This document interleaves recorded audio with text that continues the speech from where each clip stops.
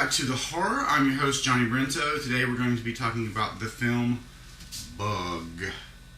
As you see beside me here, I have the one sheet from Bug. It's pretty excellent. Thanks very much to Midnight Screen Fest for turning me on to that. In this case, the poster made me go after the film.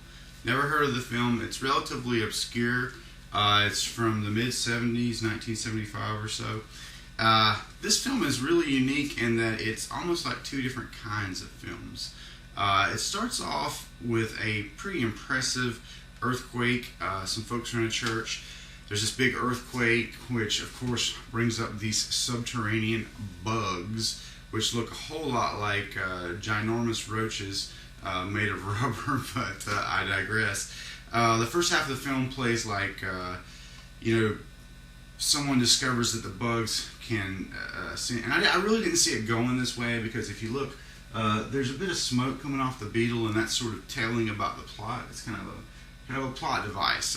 They're basically fire starters. They blow up cars because they like to feed off of ash or burnt things, and they get inside of like tailpipes of cars and blow things up. So as I said, the first half of the movie plays like what are these monsters? What are these creatures? Where did they come from? And pretty early on, this professor gets involved and decides to study these creatures, and they're unique from other bugs in that for some reason they aren't reproducing. They won't reproduce in captivity, and this is where the film just kind of takes a big departure in a different direction.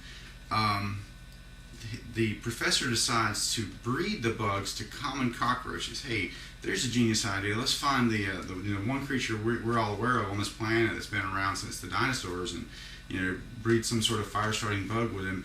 And this is where I do have some problems with the story, because this guy's supposed to be a learned man, a professor at a college there locally, and why would he set about this mission to evolve these bugs to where they could reproduce, at our level? It has a lot to do with the pressure. So he puts them in like a homemade pressure tank made from like an old diver's helmet, and starts experimenting with them.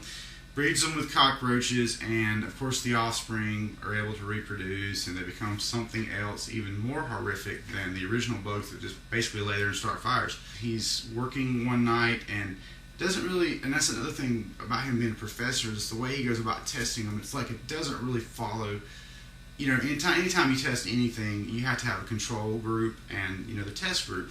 And he doesn't do any of that. He's really, really super negligent about how he keeps the bugs. One night they get out and, make their way over to his stake, and he discovers that they're meat eaters. And that when one of them feeds, like the whole hive apparently goes into this feeding frenzy. And that's pretty scary. If you were in like an old shack by yourself and your test subjects were getting out eating steak, I don't know. I don't think it's a huge leap to think they might take a chunk out of your own ass. So, I think I'd be extra careful about how I kept up with them, and how I kept them contained. Puts them back in the same box, and once again we see the animation when he goes to sleep, or the, not really animation, but the puppetry. Of the roaches creeping out of the little thing. Once again, he did not latch the latch twice in a row. Now, that for me is just like unforgivable. I'm like, come on, Mr. Director. That doesn't make any sense, So they come out the same way, only this time instead of there's no handy-dandy plate of raw steak on the kitchen table, so they just make their way over to Mr. Professor and start munching on him. So, he wakes up to the feeling of these bugs eating him. You're thinking, hey, you deserved it. You had that coming. He swats them off, freaks out a little bit, puts them back in the same damn cage, just so all that can happen for yet a third time. This time when they get out, they do some sort of alien intelligence thing, and they get on the wall, and they start, writing messages to him. We live, shit like that. And at this point, the film is just like so bad. It's one of those, I want to watch it to the end to see what these morons come up with kind of scenarios. Now, I guess, the director might argue, I've heard this argument from others, that, that's your interpretation. Those bugs really weren't alien intelligence. He was hallucinating all that. Whatever. It was just weak storytelling and horrible writing. So ultimately, the bugs, like I said, evolved to another level where they're these glowing, flying around versions of them, and they attack people and whatnot. And the ignorant, dumbass professor does get his comeuppance, so at least there's that to look forward to. It's just a very, very quirky film. If you like things from the 70s, you might just appreciate it for that, like the period costumes. It's shot, it looks like in Texas somewhere. I mean, I don't know exactly where it is shot, but I definitely was getting a strong Texas vibe off of it. And,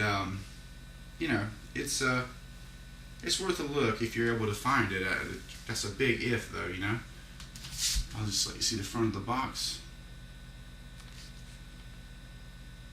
There you go. That's a great cover, though. I really dig that. It's just got that classic exploitation look to it. Same images you see on the poster here. Let's see. But, yeah. I love this tagline here. A serious warning. Many people have an uncontrollable fear of the unknown. If you are such a person, please believe me when I say this movie is not for you. William Castle, the King of Horror. Okay, I take issue with that. William Castle is not the King of Horror. Do I even need to say who the King of Horror is? I don't think I do. I think you know. It's not William Castle. But what a great tagline, though, huh? Don't watch this movie. It's so scary. It's not for you. All right, that's it for this episode of The Horror. Thanks for watching. Check back next time when we'll be reviewing something cool and out of the way that you might not have heard about. Peace.